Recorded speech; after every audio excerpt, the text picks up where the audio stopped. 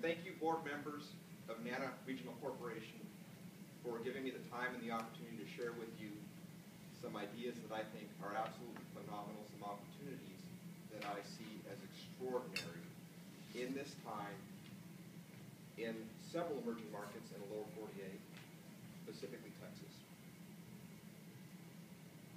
As your president indicated, I would talk today about some of the driving factors in real estate investment.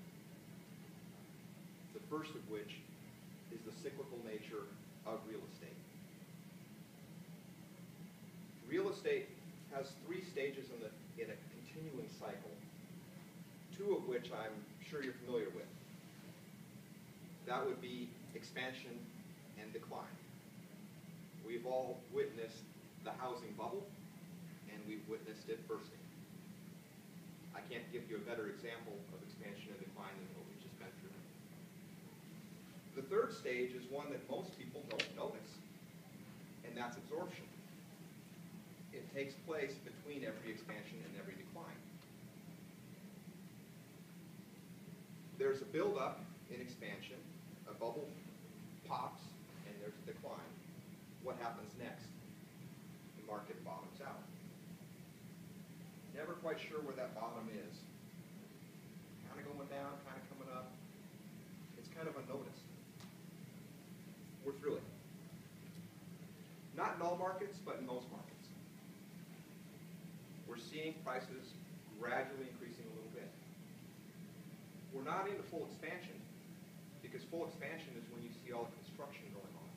And we do see construction, and we do see an increase in permits. But you can still buy property in Texas for 50% of replacement cost. And therein lies the opportunity for the expansion to drive the prices up. Another factor that is key with real estate investment is the interest rate, specifically with income property. Income property produces income. Most of the income property is purchased with borrowed money at an interest rate. The higher the interest rate, the tighter the profit margins are squeezed on the income.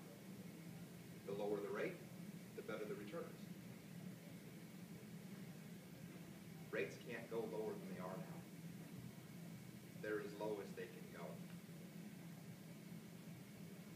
We can borrow money for investment properties in the range of 4 to 5%, a little more than you pay on home mortgages. But that's not a reflection of what the interest rate really is. The federal government has put the interest rate in the range of 0.25%. So can it possibly go lower? There's a whole lot more upside, a whole lot more room for interest rates to go higher than to go lower. Keeping in mind the third possibility that we could stay the same. The point of what I'm saying is we should borrow as much as we can on long-term fixed notes right now while the rates are low. We should be buying property in emerging markets where it can be purchased for half the price of replacement cost, and where the income pays more than enough to advance the mortgages. Now, there is a lot of fear in the economy today,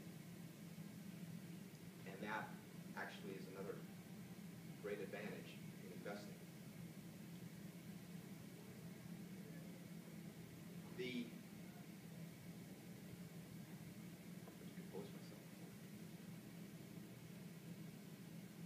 The fear is based on the fact that our government is spending twice what we bring in.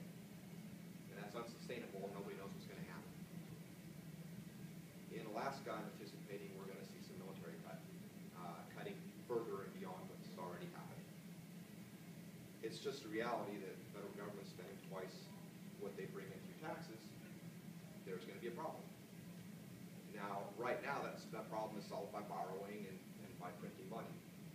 So in time, we're going to see inflation, which again brings me to the point of if we secure income property now, inflation just raises the rents while the mortgage payments are fixed. So the cyclical nature of real estate has made now the opportune time to buy. Low interest rate environment has made income property extremely appealing. And again, keeping in mind I'm talking about outside markets where properties can still be purchased for a fraction of replacement cost.